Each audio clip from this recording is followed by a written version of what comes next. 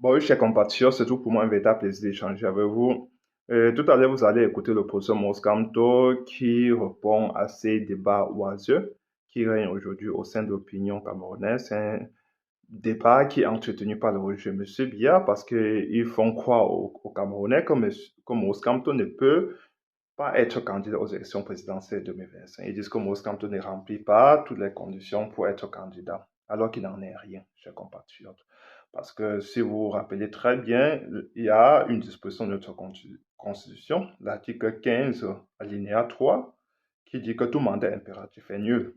Et sur cette base, ça veut dire tout simplement que si vous êtes élu dans un parti politique, lorsque vous démissionnez, vous gardez votre titre et vous pourrez alors intégrer notre parti politique. En ce moment-là, ce parti politique a dorénavant des élus. En l'occurrence, il y a eu beaucoup de militants du RDPC et d'autres partis politiques qui ont démissionné entre-temps. Je dis après les élections législatives et municipales de 2020, ils ont démissionné, ils ont intégré le MSC. Donc, à l'heure où je vous parle, le MSC a des élus au sein de son parti. Et je vais dire à son sein. Et dès lors, sur cette base, ils ont qualité aujourd'hui pour présenter un candidat aux élections présidentielles de 2025. Ils remplissent toutes les conditions pour le faire, chers compatriotes. Donc, c'est un faux débat de nous faire croire que Mos Camto ne peut pas être candidat, même, je vais dire, même sous la houlette du MSC. Mos Camto peut bien être candidat du MSC, chers compatriotes. Donc, il ne faut pas tomber dans ce piège-là qui nous est tendu par le régime en place.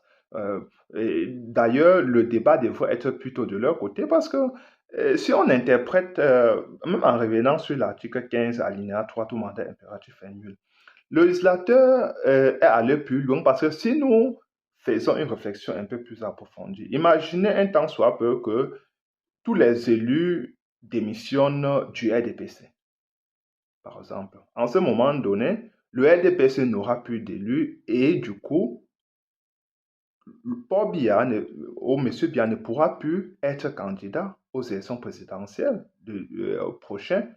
Ça, c'est seulement un cas de figure pour vous montrer que si un parti se vide de tous ses élus, ça reste une coquille vide et toute personne qui fait partie de ce parti-là, s'il n'est pas un élu, il ne pourra pas déposer, il ne pourra pas être candidat à une élection présidentielle, même si à la base, le parti avait des élus. Donc, c'est pour vous faire comprendre qu'on peut pousser la réflexion même beaucoup plus loin. Et vous voyez que c'est ce que le législateur avait prévu et que tout mandat impératif est nul. Tu démissionnes, tu gardes ton titre, tu intègres notre parti. Dès lors, ce nouveau parti-là a des élus et peut donc présenter un candidat aux élections présidentielles. C'est aussi simple que ça.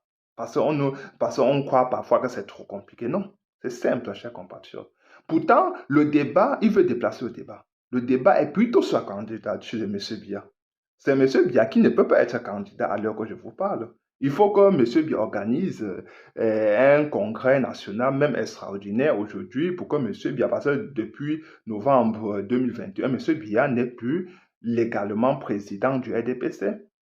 Et du coup, il faut organiser un congrès extraordinaire pour remplir, je vais dire, pour se mettre en phase avec les dispositions, je crois que c'est l'article 22 de leur propre parti. Donc, c'est ainsi qu'il veut distraire l'opinion nationale et internationale avec des débats oiseux. Et donc, le peuple camerounais ne doit pas se perdre, ne doit pas aller en perte de profit et laisser et parler des sujets subsidiaires alors qu'il y a des questions essentielles. Aujourd'hui, c'est ce que le candidat propose au peuple camerounais comme projet. Aujourd'hui, c'est ce qu'on va se poser la question de savoir qu'est-ce que le candidat a déjà fait pour soi-même, pour son pays avant d'aspérer être président de la République. Quel est le projet de gouvernance qu'il porte, comme je vous ai dit, quelle est son implantation politique sur le terrain, quel est son panafricanisme. Nous savons que Monsanto, c'est un panafricain. Il a démontré à plusieurs reprises dans toutes ses sorties, tous ses postures, il le démontre, chers compatriotes. Et il a reçu plusieurs médailles en Afrique où il a travaillé sur plusieurs dossiers impliquant les pays africains, le plus souvent même contre la France. Donc, il a toujours défendu les intérêts des Africains, même quand ceux-ci faisaient face à la France. C'est ça, Maurice Kamto. Et on veut un président qui est courageux, qui va aller au devant de la scène, se mettre en première ligne, que ce soit dans nos administrations ou bien même sur le terrain. On veut quelqu'un qui devra être là pour défendre la victoire du peuple. Et Maurice Kamto l'a démontré en 2018 dans le Conseil constitutionnel, on l'a vu marcher.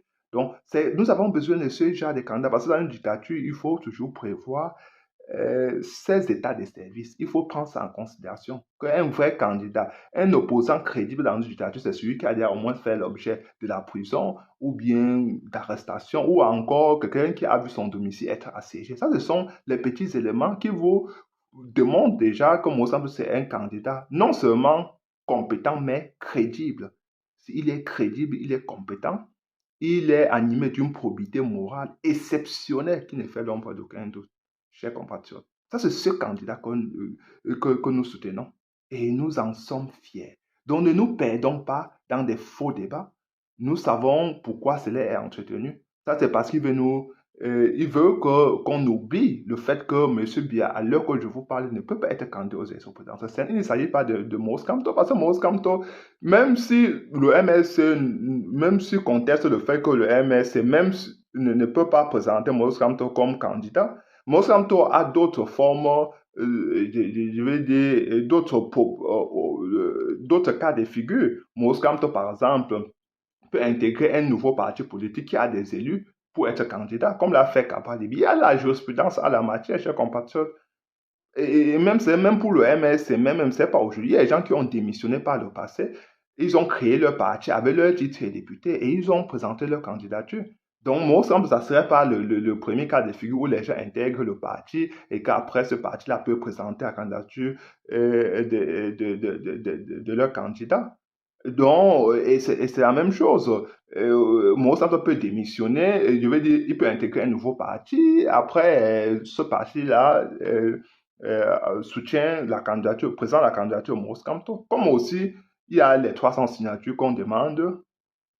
Ça, c'est pousser le bouchon plus loin, mais il peut toujours obtenir les 300 signatures. Je veux dire que c'est tellement facile que Mozambique soit candidat et ça ne devrait même pas faire l'objet des débats. Mais parce que le Roger Monsieur vient nous distraire, il sait que le peuple camerounais est toujours, le peuple camerounais parfois ne montre pas toujours une certaine maturité politique.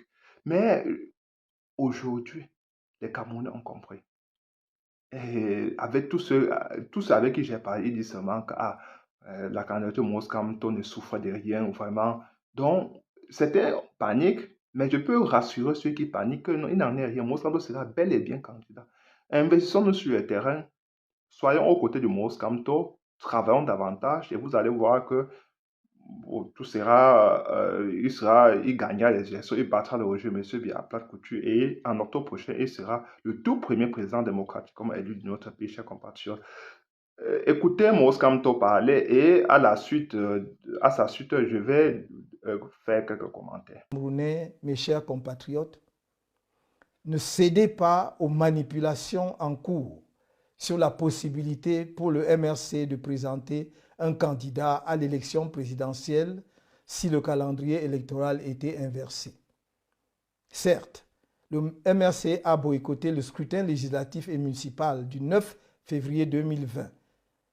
Cette décision salutaire et historique du Conseil national du MRC, élargie aux responsables départementaux, a été bien comprise par nos militants depuis la base et a permis à notre parti d'éviter un piège politique mortel tendu par le régime. Mais je suis en mesure de vous confirmer ce que je n'ai cessé de vous dire depuis un certain temps déjà, à savoir que le MRC présentera son candidat à l'élection présidentielle, même si elle était convoquée maintenant. Il n'est pas obligé de passer nécessairement par un autre parti politique pour avoir le droit de présenter un candidat. En vertu des dispositions pertinentes de la Constitution et au regard de plusieurs cas précis survenus dans notre pays, le MRC compte dans ses rangs plusieurs élus issus des élections étatiques dont les mandats courent encore.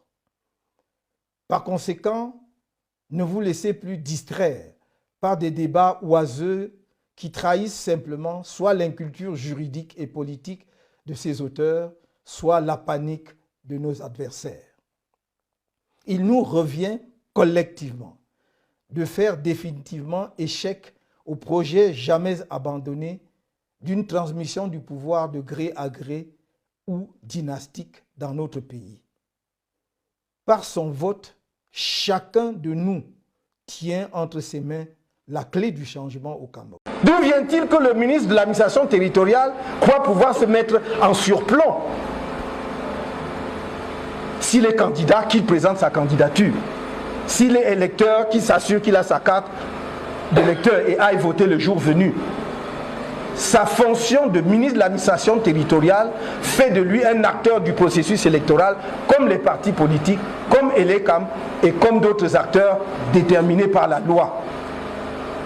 Il faut arrêter la confusion et l'esbrouf. Il faut arrêter le m'as-tu vu.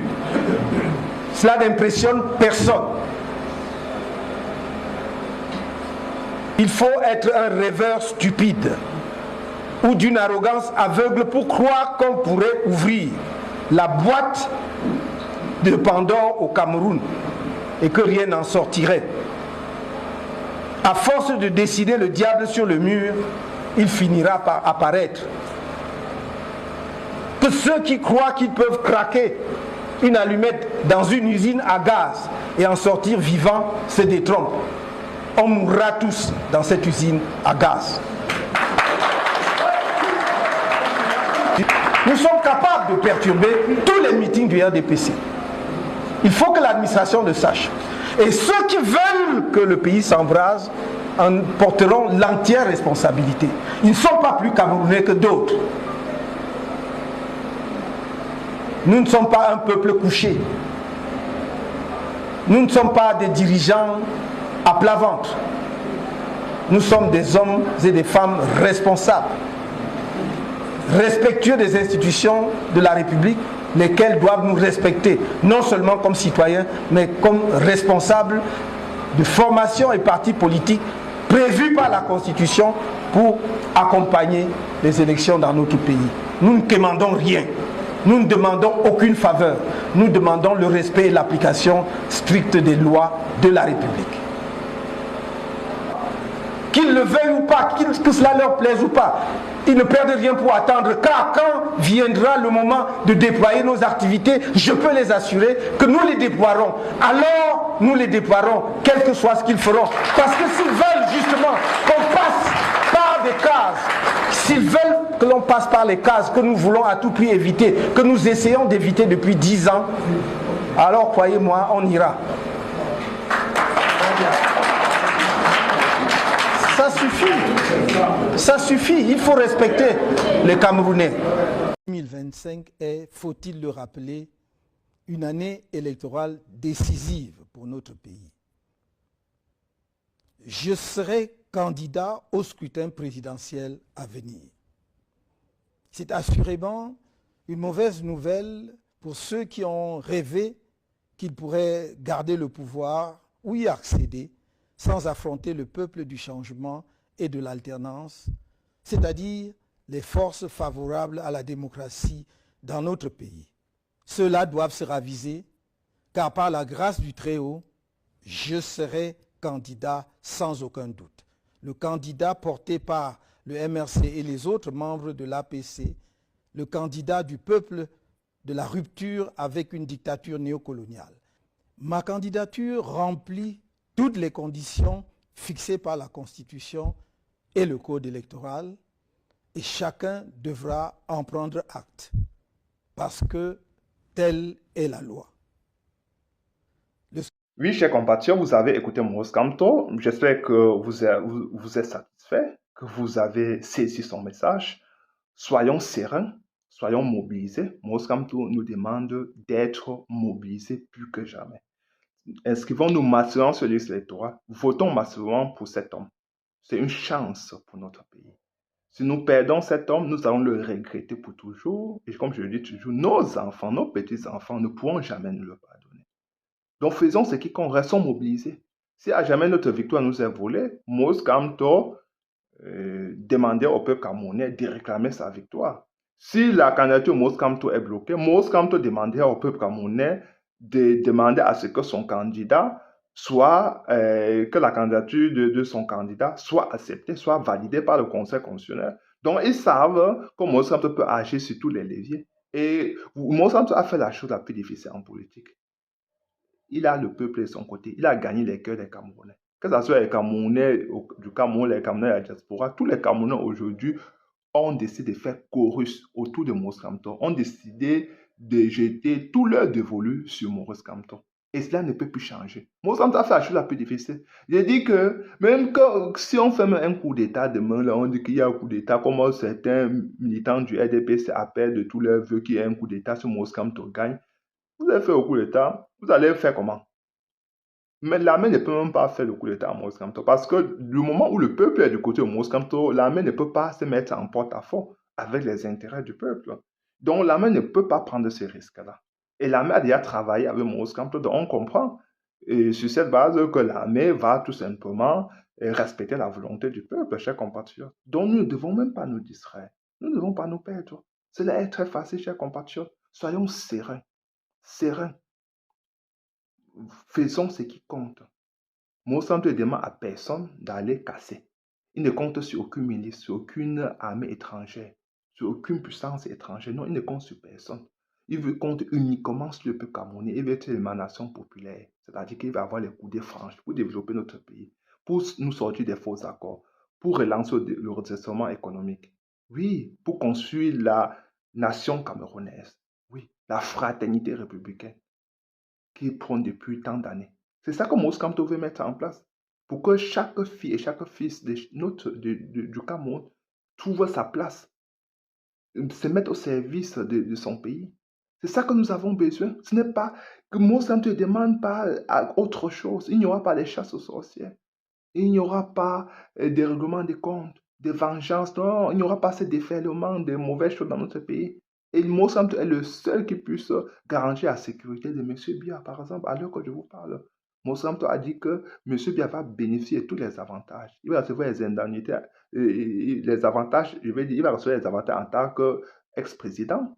Il va avoir une garde rapprochée pour tout le reste de sa vie sur Terre. Et une garde, je vais dire, à lui et à sa famille. C'est ça, Moïse Kamto. Il fait la politique sans haine aucune, sans aucun désir de revanche. Ça, c'est Moïse Kamto, chers compatriotes. Il ne faut pas lire dans la boue de cristal. Il faut toujours juger les hommes à travers leurs actes sur le terrain, les actions qu'ils nous démontrent. Et de bout en bout, Moïse Kamto a dit, vous allez le condamner car il est encore en vie, sur la base de rien. Quand vous allez l'ensevelir, le mettre dans la terre, vous-même vous allez aller vous asseoir, revoir ces vidéos et voir que ce qu'il a toujours dit et ce qu'il a fait ont été toujours deux choses en phase. Donc, quand il dit, il fait. Quand il fait, il dit. C'est ça, Moïse Kamto. Tout même sa politique, il dit qu'il veut marcher, il dit qu'il va marcher. Quand il marche, il dit que oui, j'ai marché, il explique. C'est comme ça, Moïse Kamto. Il ne cache rien. Il ne faut pas aller dans la boue de cristal, chers compatriotes. Donc, ne faisons pas l'amalgame. Ne diabolisons pas un homme qui veut le bien national, qui veut rassembler les Camerounais, qui veut que les Camerounais ne se regardent plus en chien et défense, mais que les Camerounais se réconcilient. Ça, c'est Moïse Kamto. Ça, c'est ce qu'il veut faire pour nous, chers compatriotes, pour nos frères et sœurs anglophones, pour nos sœurs du Grand Nord, pour toute la nation camerounaise. Appuyons-nous sur cet homme, chers compatriotes. Partagez massivement cette vidéo, massivement, et surtout abonnez-vous.